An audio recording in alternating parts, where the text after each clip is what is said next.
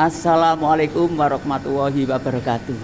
Anak-anakku yang hebat, kali ini kalian mengerjakan soal proyek STE 2. Karena proyek maka kalian kerjanya harus sungguh-sungguh, optimal, yang terbaik. Kali ini mata pembelajaran KMD. Kalian nanti mewarnai gambar IPM. Setelah diwarnai selesai, maka berilah makna dari pertanyaan-pertanyaan yang harus kita jawab.